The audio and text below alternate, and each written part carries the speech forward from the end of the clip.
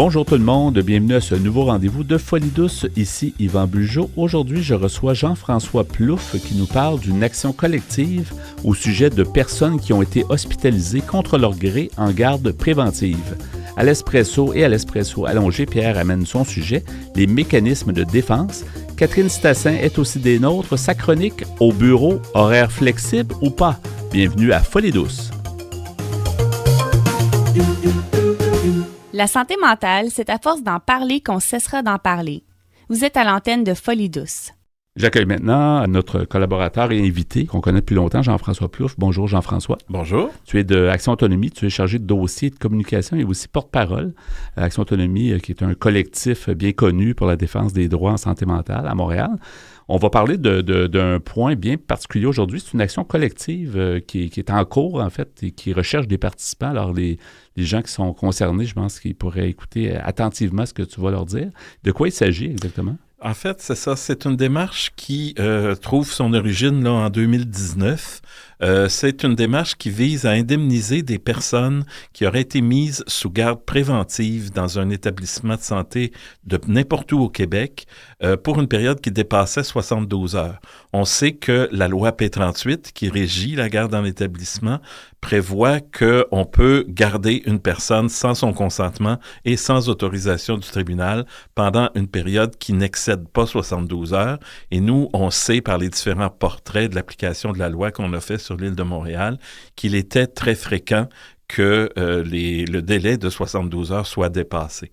Donc, les personnes qui ont été gardées plus que 72 heures pourraient avoir droit à une indemnité qui pourrait aller jusqu'à 1 000 $ par jour ou par partie de journée qui dépasse le délai de 72 heures. Est-ce qu'on parle d'une période de temps au niveau des années? Est-ce qu'on remonte à combien de temps? C'est ça. Malheureusement, on ne peut pas retourner jusqu'à l'entrée en vigueur de la loi P38 en 1998. L'entente qu'on a conclue avec les établissements de santé couvre la période du 1er janvier 2015 jusqu'au 4 novembre 2024, qui est la date où l'entente entre les deux parties, entre nous et les établissements de santé du Québec, a été approuvée par la Cour. Et tu nous disais, tu nous en as parlé à quelques reprises dans nos émissions, qu'il y a eu des abus. Tu sais, normalement, c'est supposé être une loi qui était un peu comme un peu pour l'exception, en tout cas dans des cas vraiment un peu extrêmes, mais apparemment, il y a eu des abus à travers les années. Là. C'est ça. C'est une loi qui, finalement, vient entraver l'exercice de droits qui sont reconnus par la Charte québécoise des droits et libertés de la personne, notamment le droit que tout être humain a à la liberté et à l'intégrité de sa personne, qui est reconnu dès l'article 1 de la Charte des droits et libertés.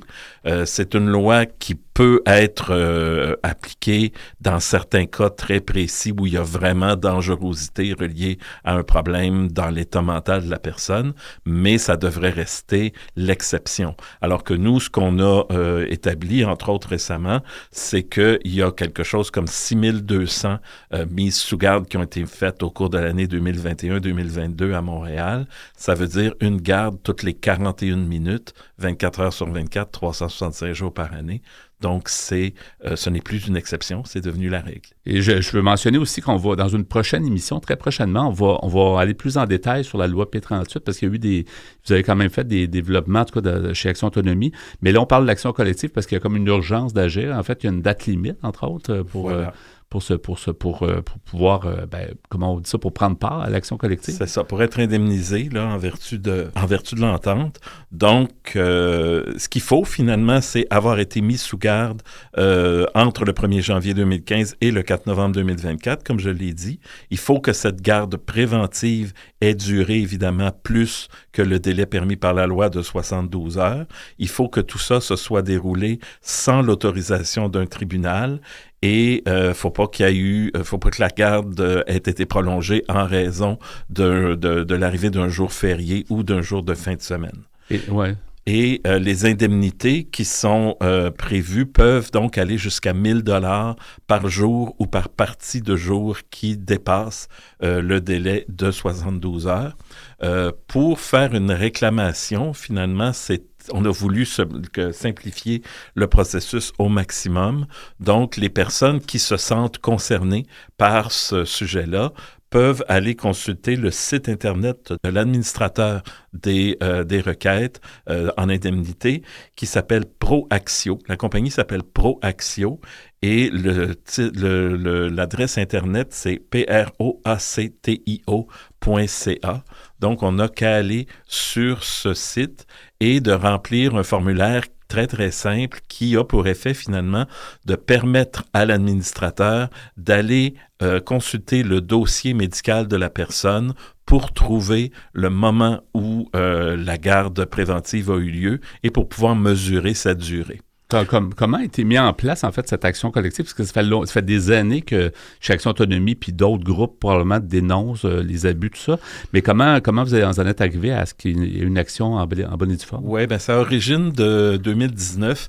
En fait, l'année précédente, la Cour d'appel avait rendu un jugement qui, finalement, considérait que les établissements de santé n'avaient pas suffisamment recours à la garde provisoire, c'est-à-dire la garde qui prolonge la garde préventive et qui permet de faire l'évaluation de l'état mental de la personne sans son consentement. Ce que les hôpitaux faisaient systématiquement, c'est qu'ils faisaient cette évaluation-là durant la garde préventive, ce qui avait pour effet de la prolonger au-delà des 72 heures prévues par la loi. Donc, fort de ce jugement-là, notre avocat, qui s'appelle Patrick Martin-Ménard, a entrepris une démarche d'autorisation de recours collectif à partir de 2020. En 2023, finalement, il y a eu ce qu'on appelle une rencontre de négociation, une conférence de règlement à l'amiable, une CRA, avec la partie adverse qui était représentée par les avocats de tous les établissements de santé du Québec. Il y avait un avocat aussi du procureur général du Québec. On a négocié assez longuement, de façon assez soutenue, et finalement, on en est arrivé à l'entente qu'on vient vous présenter aujourd'hui et qui donc a été approuvée par la Cour supérieure le 4 novembre 2022. 24. 24, c'est ça. Puis donc, la date limite, c'est jusqu'au le 10 août 2025. C'est ça. C'est un délai qui est particulièrement long parce qu'il est particulièrement complexe d'aller rejoindre les personnes qui sont touchées par ce recours collectif, parce que ce sont souvent des gens qui n'ont pas de facilité à aller sur Internet, qui vivent la fracture numérique ou qui ont des difficultés de littératie, etc. Et c'est pourquoi on est particulièrement heureux de venir à la radio pour pouvoir parler de cette entente-là, parce que la radio, c'est un média qui est quand même assez accessible là, pour tout le monde. Puis il a toujours été, puis qui est disponible gratuitement, entre guillemets, là, si les gens s'y branchent par les ondes hertziennes. Là, dans le fond, fait que ça donne un autre moyen, effectivement. Donc, finalement, le recours collectif, c'est contre le gouvernement. Finalement, c'est un peu ça? En fait, ce sont les établissements de santé qui étaient les parties défenderesses. Donc, tous les CIUS du Québec, tous les CHU, les centres hospitaliers universitaires, etc. Donc, partout où il y avait des soins de santé de santé mentale, en fait, qui étaient dispensés. C'est important de dire que le règlement de 8,5 millions de dollars au total qui a été conclu ne vient pas de l'argent des taxes et impôts des contribuables. Okay. Le gouvernement a des assurances comme beaucoup d'organisations, des assurances responsabilité civile. Et donc, ce sont ces compagnies d'assurance qui vont payer ce montant-là, comme c'est le cas pour tous les recours collectifs qui impliquent des organisations gouvernementales québécoises. Et dans une action collective, dans un recours, on n'est jamais sûr si ça va passer ou pas, mais avez-vous évalué sans présumer quoi que ce soit, mais aviez-vous évalué les chances que ça fonctionne et puis combien de temps ça peut prendre? Notre avocat, effectivement, considérait que c'est parce que quand on embarque dans ce processus-là, c'est un processus qui est long et finalement, les honoraires de l'avocat qui fait la demande surviennent à la toute fin du processus. Donc, il faut avoir vraiment des chances raisonnables d'aboutir à quelque chose. Et souvent, dans les recours collectifs, on ne plaide pas devant le tribunal. Ce n'est pas le tribunal qui donne raison à un ou à l'autre des parties et dans quelle mesure il donne raison aux uns et aux autres. Ça se fait souvent par la voie d'une entente hors cours. Et c'est ce qui s'est produit dans notre cas. Il y a eu discussion et il y a eu entente. Donc, la Cour n'a pas eu à trancher, à décider qui avait tort, qui avait raison. Il n'y a pas, une des conséquences de ça, c'est qu'il n'y a pas de reconnaissance de responsabilité, de faute de la part de la partie intimée. C'est une entente qui est mutuellement avantageuse, mutuellement mutuellement négocié, consenti et accepté. Nous, on considère que c'est un bon règlement et on est très, très heureux là, de l'issue de ce long processus. Une question technique, Jean-François, est-ce que ça doit être les personnes elles-mêmes qui ont été victimes de ça, qui doivent le demander, ou si des proches peuvent le faire, si par exemple la personne n'est plus apte à le faire? Ou... Effectivement, il est possible, toujours sur le site de Proaxio, de remplir des formulaires différents, soit pour une personne qui est décédée ou pour une personne qui est inapte à remplir ou qui n'est pas en mesure, pour une raison ou pour une autre, de remplir ces documents-là. C'est possible de se faire aider. Et nous, évidemment, à Action Autonomie, on est là aussi pour soutenir les personnes dans le processus autour de la complétion, si on veut, de ce processus-là. Et la seule chose, en fait, le seul un peu effort qui est demandé aux personnes, c'est d'essayer de se rappeler à peu près de l'époque où a eu lieu la garde.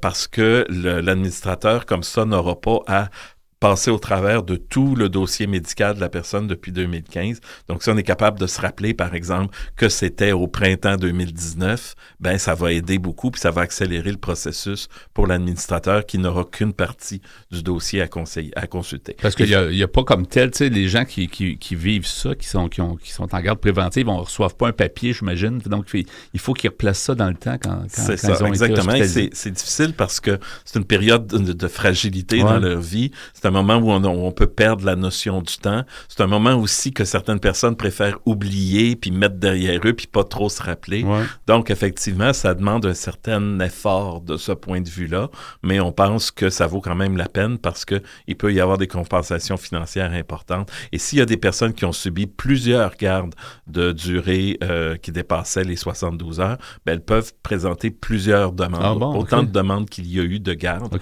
Donc, il y a possibilité là, pour certaines personnes d'aller chercher quand même des indemnités substantielles. Avez-vous bon espoir que beaucoup de gens se manifestent? On l'espère. Il y a un potentiel juste sur l'île de Montréal de peut-être 25 000 gardes préventives qui pourraient être éligibles à une indemnité. Donc, ça fait quand même beaucoup de monde. Et on ne fait que commencer finalement là, à mobiliser les gens autour de ça. Il y aura peut-être une grande campagne de publicité nationalement qui se fera avec la contribution de tous les groupes de défense de droits en santé mentale au Québec. Et on espère là, aller rejoindre le maximum de gens avec ça. Il nous reste environ une minute. J'aimerais absolument qu'on rappelle les coordonnées, en fait, pour pouvoir s'intégrer dans cette action collective. Présenter une demande d'indemnité. On le fait sur le site Internet de Proaxio, proactio.ca. Et si les personnes ont besoin d'aide, ils peuvent nous appeler à Action Autonomie au 514-525-5060. Et notre site Internet est toujours en fonction. C'est le Action Autonomie en un mot. .qc.ca. Et les gens doivent remplir ces formulaires-là avant le 10 août 2025. 2025, très important. 2025. Ouais. Donc, merci beaucoup, Jean-François Plouffe, chargé de dossiers de communication et porte-parole chez Action Autonomie. Et on va parler prochainement, dans une prochaine émission, de la loi P38 plus en profondeur. Mais merci d'avoir été des nôtres aujourd'hui. Au plaisir. Au revoir. Nous sommes bien présents sur Facebook. Cherchez Folie Douce Radio pour nous trouver. Folie Douce, une communauté, une radio. Bonjour Pierre Laporte. Salut Yvan. Alors aujourd'hui, ton sujet à l'Espresso, les mécanismes de défense. Oui, parce que nous avons tous des mécanismes de défense. C'est pour tout le monde, c'est universel. Ça nous protège. Là, C'est ça. C'est une façon de se protéger contre toutes sortes de réactions douloureuses psychologiques. Ouais. Alors, j'ai pris cet article qui s'appelle ainsi « Les mécanismes de défense des situations qui aident à comprendre ». J'ai pris ça sur le site prométhée-devperso.com.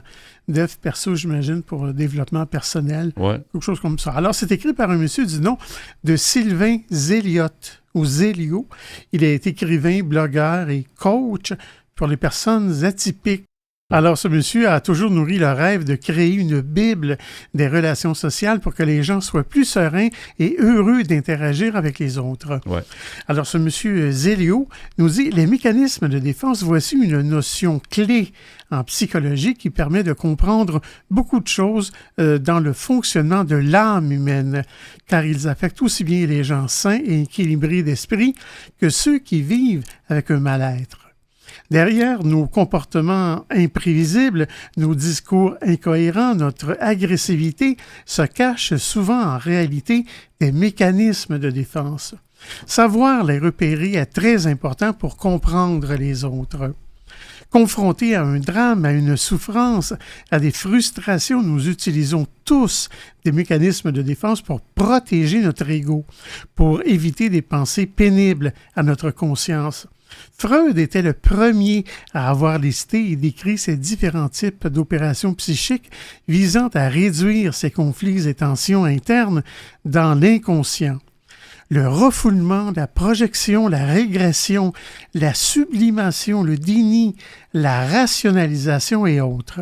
Et oui, car beaucoup d'entre nous les utilisons inconsciemment. Plutôt que de dresser la liste de tous les mécanismes de défense et tomber dans un registre psychanalytique incompréhensible, voici 2 exemples chocs de situations qui permettront de comprendre chaque notion. Marine, par exemple, a 24 ans et vit chez ses parents. Elle a toujours été une jeune femme timide, réservée et anxieuse. Elle a arrêté ses études d'économie au bout de la 2e année de licence car le contact avec les autres étudiants et les épreuves d'exposés oraux rendait son quotidien trop anxiogène à la faculté. Au Collège déjà, Marine a souvent été victime de scènes de quolibets de la part de ses camarades à cause de son mutisme et de sa différence. Lorsque ses parents lui en parlent, Marine assure ne pas se souvenir de cette période de sa vie. Le refoulement est un mécanisme de défense qui permet à Marine de rejeter des souvenirs traumatisants au fond de son inconscient. De plus, sa vie sociale est morose. Marine évite régulièrement les sorties et décline les invitations de crainte de ne pas savoir quoi dire quand elle rencontre des inconnus. Lorsque des gens de son entourage lui parlent de son mal-être, Marine a des sauts de mauvaise humeur et refuse d'entendre parler de timidité ou de phobie sociale, alors qu'elle se sait concernée. Elle fait tout pour chasser immédiatement ses pensées gênantes. Le déni de réalité lui permet d'occulter une réalité trop pénible ou trop honteuse. À côté, pour combler sa solitude, Marine se réfugie sur Internet, sur les réseaux sociaux, sur Skype. À travers sa page Facebook, elle parle régulièrement de sa passion pour les voyages et les jeux vidéo, où elle est lue par les internautes et reçoit des commentaires positifs pour ses billets. Elle fait de la compensation en s'investissant dans un domaine qui lui fait oublier son mal-être. En même temps, ça fait penser, Pierre, qu'on n'est pas tous des animaux sociaux. Là. C'est vrai. Il y a des gens qui sont très à l'aise d'être un peu plus casaniers, puis ça arrive. Alors, tu sais, des fois, peut-être que cette personne-là est très, très à l'aise. Elle n'est pas seule dans sa situation. Non, elle n'est pas seule. Puis peut-être qu'elle est très heureuse en faisant ça. Mais je pense que c'est une question de degré. Hein. Je pense que on aime tous, on n'aime pas être trop isolé non plus. Non plus, c'est ça. C'est ça, ça prend un juste dosage. Oui, mais il y a différents types de personnes. Oui.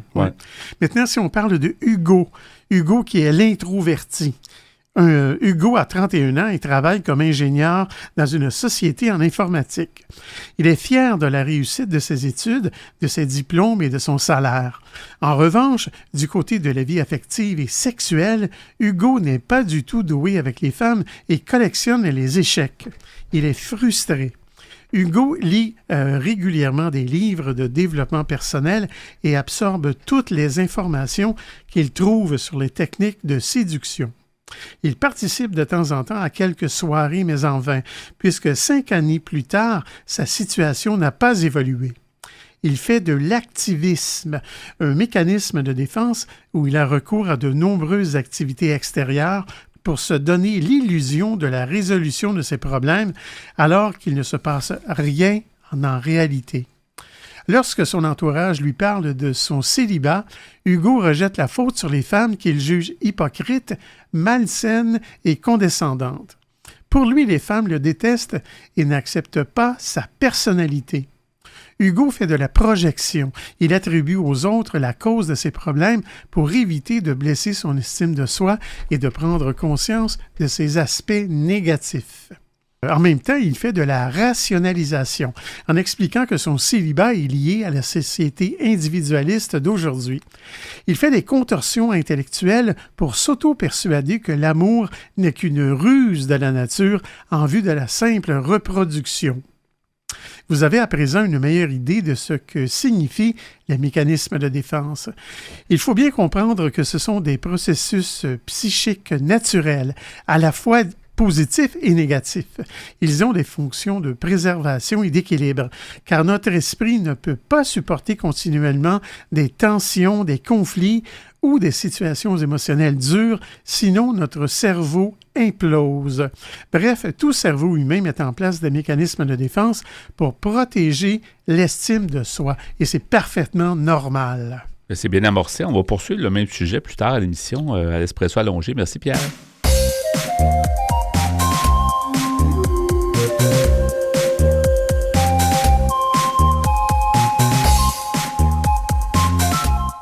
À venir dans l'émission, Catherine Stassin apporte sa chronique au bureau horaire flexible ou pas. À l'Espresso allongé, Pierre Laporte continue avec son sujet sur les mécanismes de défense. Vous voulez échanger avec nous, vous désirez participer à l'émission? Notre site web est antenne.qc.ca. Utilisateur des réseaux sociaux, cherchez Folie Douce Radio pour nous trouver. Vous écoutez actuellement Folie Douce, pionnier en santé mentale depuis 1991. Folie Douce, une communauté, une radio.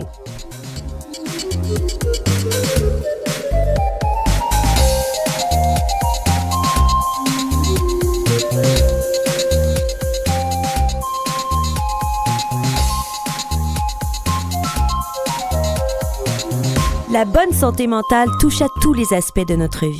Donnons maintenant la parole à nos chroniqueurs. J'accueille maintenant notre collaboratrice, Catherine Stassin. Bonjour Catherine, encore une fois. Bonjour Yvon. T'es vraiment notre chroniqueuse en résidence et puis on en est bien heureux. Vous n'avez pas le choix. Non, parce que tu amènes toujours des bons sujets. Tu as une grande curiosité et tu nous amènes un sujet aujourd'hui qui va toucher pas mal de gens. Le titre, c'est « Au bureau, horaire flexible ou pas ?» C'est la question. Oui, mais je ne sais pas si toi, tu as déjà vécu ça. J'ai pas vécu, c'est-à-dire, ça dépend ce que tu entends par horaire flexible. Voilà, horaire flexible, en fait, ça peut être un aménagement de ton horaire, mais c'est ici, dans ce sens-ci, la plupart du temps, quand on parle de ça, c'est qu'on parle qu'il y a au moins un certain pourcentage de télétravail. OK, c'est ça. Et donc, voilà. Oui, à l'époque, tu sais, ça se faisait moins quand j'étais plus dans les bureaux, là, mais donc j'avais un horaire flexible dans le sens que je rentrais pas nécessairement, je faisais pas du 9 à 5, là, mais le télétravail, c'est une nouvelle réalité. Mais effectivement, c'est une bonne question à se poser. En voulant dire, est-ce que c'est bon ou c'est pas bon? C'est un peu comme ça, je le comprends. C'est ce qu'on va voir. On va avoir un petit peu, le pour, le contre de ce choix ou de ce non-choix dans le fond du travail flexible. Ouais. Mais on peut commencer en disant que les 3/4 des employés canadiens qui ont testé le travail flexible avec une partie en télétravail, ils sont heureux et ça leur a apporté des bienfaits sur la santé mentale. Donc, c'est ça qui était intéressant ici, de parler de ce sujet. Mais on va voir qu'en fait, c'est peut-être pas pour tout le monde et on va voir un petit peu, où sont les avantages chaque fois sur la santé mentale. On va prendre ce biais-là. Et c'est beaucoup arrivé après la pandémie. Tu sais, la pandémie, quand même, ça remonte à plusieurs années. On a l'impression que c'est hier, là. Oui. Mais ça a quand même évolué, le télétravail, suite à ça, là. Oui. D'ailleurs, cette étude, c'est suite à la pandémie. C'est sûr qu'avant, quand on osait évoquer et qu'on demandait ce genre d'aménagement, on passait souvent pour quelqu'un qui était un petit peu peut-être très skieur ou qui n'avait pas envie de travailler ou qui n'était pas toujours pris au sérieux. Non, alors qu'en fait, on peut très, très bien travailler de manière productive en n'étant pas au bureau. Ouais. Maintenant, je crois que les gestionnaires sont assez d'accord avec ça. Évidemment, on va d'abord voir les avantages. On va voir les avantages de ce travail flexible. Et en tout premier lieu, c'est tout simple. Pourquoi ça a autant de succès? Je pense que c'est, d'une certaine manière, parce que ça répond aux besoins des gens. Les gens ont, en ayant un horaire où ils peuvent en partie être à la maison, une réponse un besoin qui est d'être peut-être... Ma famille est aussi importante. Oui. Je dois passer du temps, je dois être bien organisée à la maison. Et si je fais du télétravail, eh bien, dans le fond, je suis quand même plus longtemps chez moi le matin parce que j'ai pas de transport. Ouais. Et puis, le soir, j'ai pas de transport non plus. Et ça m'apporte un certain bien-être, peut-être, d'être juste à la maison, dans mes affaires. À l'heure du midi, je peux faire 2-3 choses à la pause. Je peux aussi passer des appels, lancer une lessive ou des petites choses qui vous fatiguent à la fin de la journée. Et qu'on n'a pas à faire après le travail. On peut partir une brassée de lessive. Voilà. Puis, pendant qu'on travaille, tu sais. Appeler un assureur, faire des... Et on voit souvent, c'est ça le problème avec les bureaux. Des fois, les bureaux ne sont pas étanches au niveau du son. Fait que, tu as besoin de faire un appel privé. C'est difficile, des fois aussi. Là. Alors qu'à la maison, je te confirme, il y a des milieux de travail où il n'y a pas de porte étanche. Tu sais, les fameux bureaux avec des cubicules, là, j'ai toujours détesté ça. Hein, mais c'est comme la mode. Quotidien de beaucoup d'employés. Ouais. Alors, en fait, il faut aussi voir, donc d'accord, ça correspond à certains de nos besoins, mais il y a aussi le fait qu'on y retrouve une certaine satisfaction comme employé, et puis les employeurs aussi. Ouais. En étant à la maison ou ailleurs, il y a des gens qui font du télétravail dans un café. Hein. Ou dans des endroits de coworking, en bon français. De coworking, on allait y arriver aussi. Ils vont faire du télétravail. Exactement. Là. Mais en fait, les gens perçoivent qu'ils possèdent une certaine autonomie. Ouais. Donc, ils peuvent un peu gérer leur horaire dans la journée comme ils le sentent. Bon, je ne parle pas de gens qui sont à des centres d'appel, etc. Mais et quand bien même, j'ai eu quelqu'un d'un centre d'appel et j'entendais les enfants. Je me dis, est-ce qu'il y a une autre ligne, etc. Elle m'a avoué, non, ce sont mes enfants. J'ai trouvé ça assez étonnant. C'est drôle parce que tu as toujours l'impression, tu dis, est-ce que mes données sont en sécurité? Moi, c'est ma première idée quand j'entends des bruits. Je n'ai pas pensé à ça, mais j'imagine que oui. J'ai trouvé ça assez amusant. C'est parce que la personne a quand même accès à un dossier, ça dépend qui t'appelle. Ça. Mais je veux dire, si t'appelles à un moment donné, on choisit ses batailles. Bon, j'imagine qu'ils sont professionnels. Et voilà, j'espère qu'il y a des bons codes. Oui. Et donc, bon, ce qu'il y a, c'est que souvent, à la maison ou dans un café, peu importe ce qu'on choisit, on a une meilleure concentration et donc on a une plus grande satisfaction professionnelle parce que pendant les moments où on travaille, on performe, on décide le moment exact où on va travailler. Et c'est peut-être une heure aussi qui convient mieux, dans le fond, si vous devez prendre des contacts avec des personnes à l'extérieur, peut-être que vous allez pouvoir du coup aménager vos heures et qu'en plus, ça va convenir à vos interlocuteurs, d'accord ? Donc, ce qu'ils ont remarqué, les gestionnaires, et les études en tout cas plutôt que les gestionnaires, c'est qu'il y a une grande productivité associée au télétravail et une réduction de l'absentéisme et donc c'est vraiment intéressant. Et c'est étonnant, je me serais attendu à avoir des bémols, tout ça, mais depuis le début de ça, surtout après la pandémie, on a parlé beaucoup de télétravail, mais il ne semble pas avoir entendu rien de négatif. Il n'y a pas personne qui a dit « paresseux chez eux ». On va y arriver. OK. On va y arriver, on va encore donner quelques petits avantages. Les autres avantages, mais c'est aussi simple, j'en ai parlé au début, c'est que quand on est à la maison, on ne doit pas payer le bus. On ne doit pas payer le REM ou un autre transport ou la voiture. Et ces vêtements, ça n'a pas besoin non plus, on n'a pas besoin d'être une carte de mode là, chez soi, nécessairement. Et ça, on l'a remarqué pendant la COVID, c'est qu'on pouvait être en mou pendant le bas, 2 ans.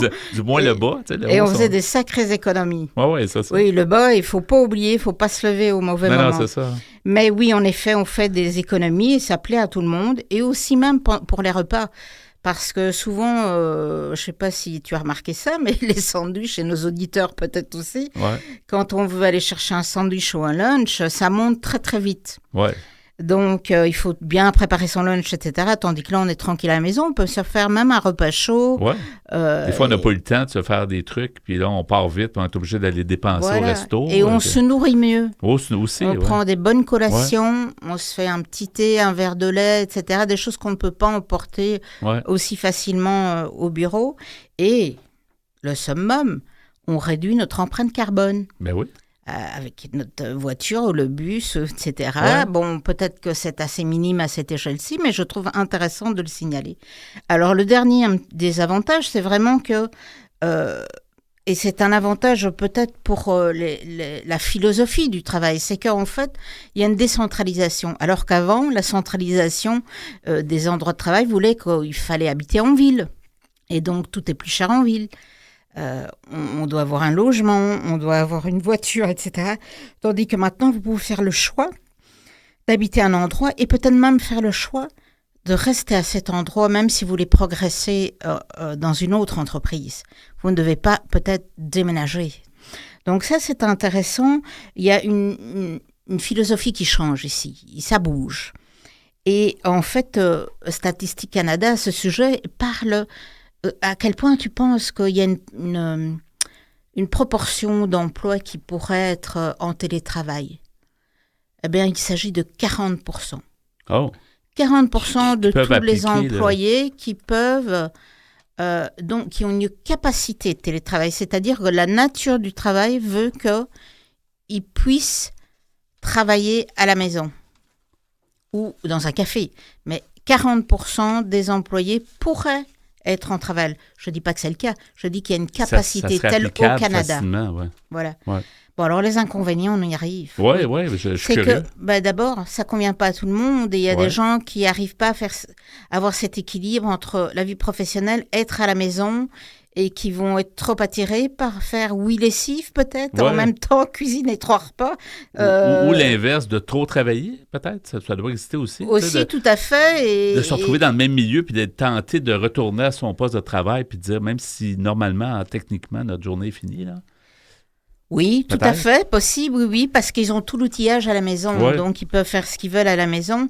Ce qui est, c'est que tout le monde va pas être heureux de ne pas voir ses collègues tous les jours. Il y a des gens qui ont besoin du face-à-face tous les jours.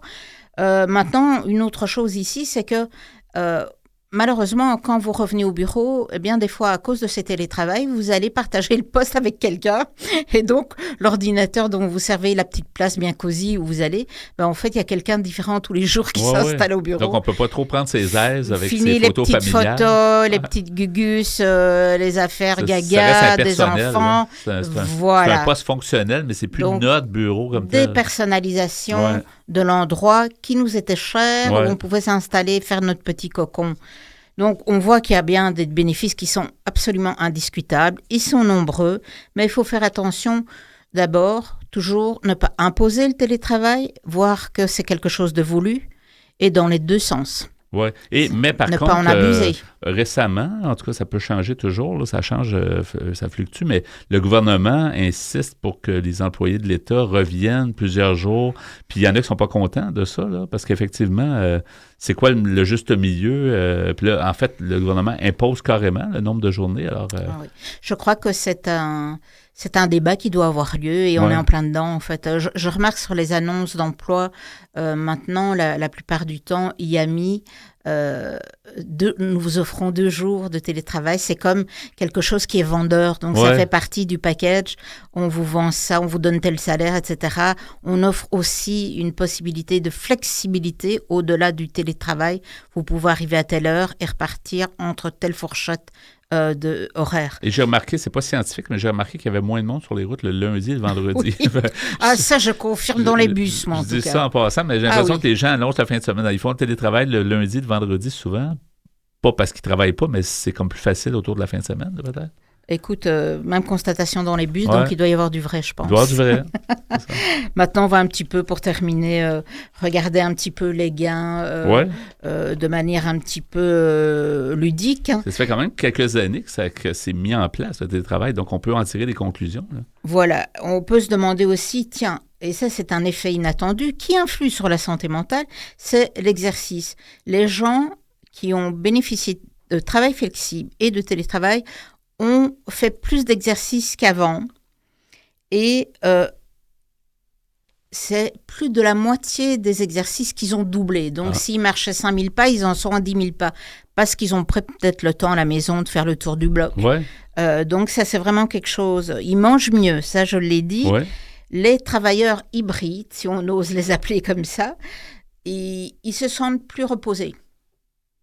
Donc, ça, c'est quand même bénéfique pour la santé mentale. Oui, effectivement. Et moins de stress. Ils savent tel jour je vais, mais j'aménage et d'autres journées pour aménager ma semaine. Des fois, on court pour arriver à l'heure au bureau, des réunions, tout ça, c'est stressant. Et pour gérer la famille, c'est plus facile quand les gens ont des enfants en bas âge ou des ados de se relayer. C'est ça. C'est intéressant.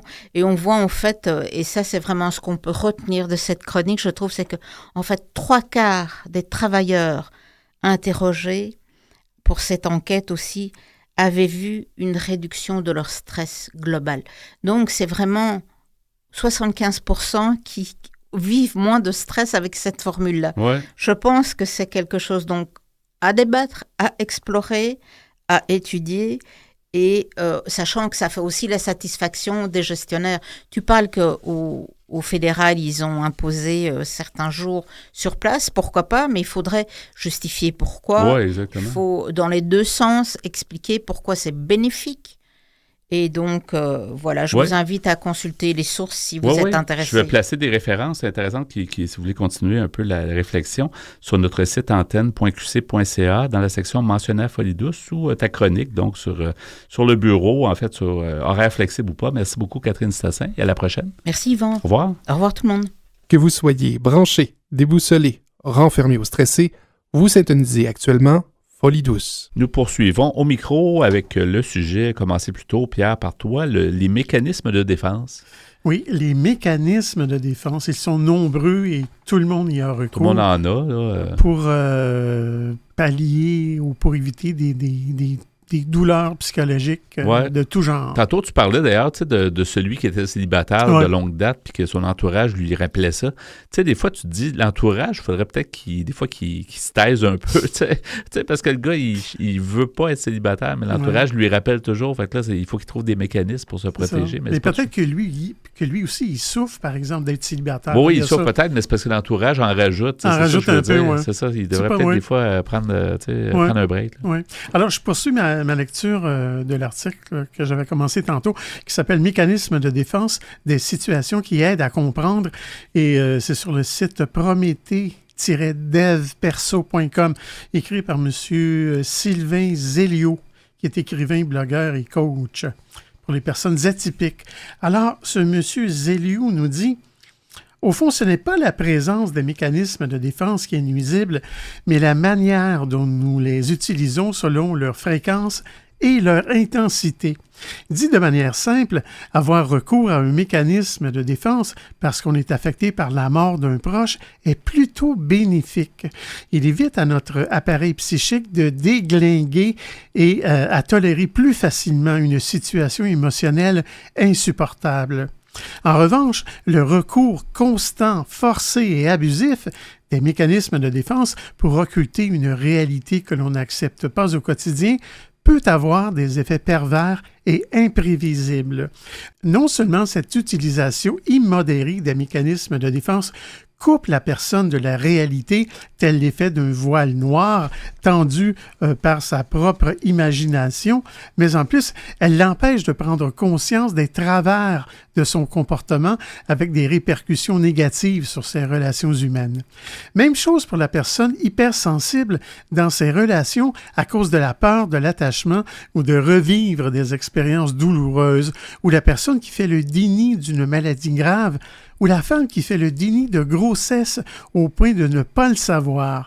Tous les signes, indices ou remarques d'autrui qui peuvent lui renvoyer vers son infirmité, façon de parler, elle le prendra d'une manière agressive et anormale. Mais retenons cette idée très importante.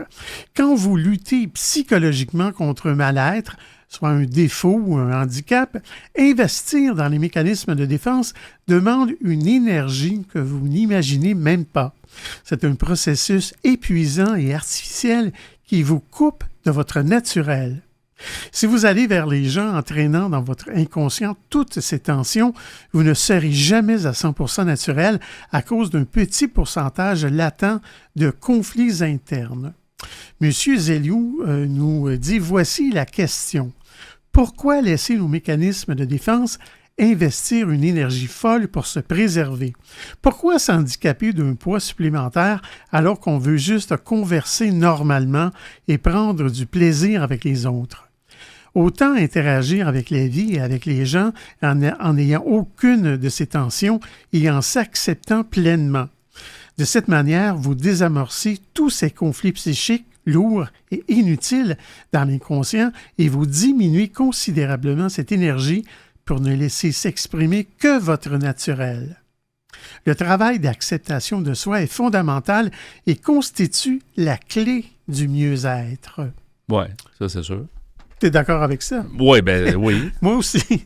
Alors, mais c'est pas toujours facile d'être soi-même, d'être naturel. Mais c'est plus fort que soi, je pense, le mécanisme. C'est ça. Ça nous protège, justement. Donc, c'est comme un mécanisme qui arrive parce qu'on s'en sert. Là. Exactement, oui. Ouais. Alors, M. Zeliou nous dit, pour se rendre compte de l'impact de l'utilisation de ces mécanismes de défense sur notre comportement, repenser aux 2 exemples chocs de situations mentionnés plus tôt avec Marine et Hugo. Ouais. Enlever tous les mécanismes utilisés par chacun, soit la projection, le déni, le refoulement, la rationalisation et la compensation, et imaginer simplement comment seraient aujourd'hui Marine et Hugo. Car oui, les mécanismes de défense deviennent de véritables handicaps quand ils entretiennent un sentiment illusoire de sécurité et nous empêchent de voir la réalité. Examiner nos mécanismes de défense permet de comprendre la plupart de nos réactions, mais à corriger aussi les aspects non productifs de ces stratagèmes mentaux et au final à évoluer définitivement sur le chemin de la guérison. Point à la ligne. Point à la ligne. Alors, j'aurai le temps. J'ai un autre article, mais je n'aurai pas le temps de passer au travers. Ça, il reste environ 30 secondes. 30 secondes. Alors oui, c'est un article. On va l'inclure...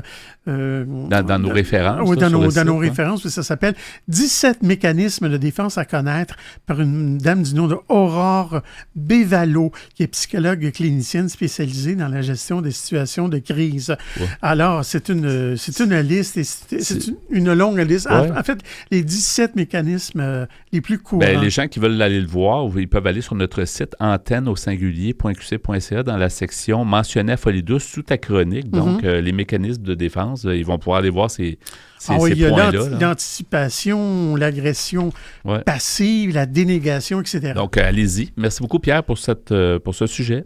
Vous souhaitez écouter l'émission Folie douce au moment qui vous convient le mieux?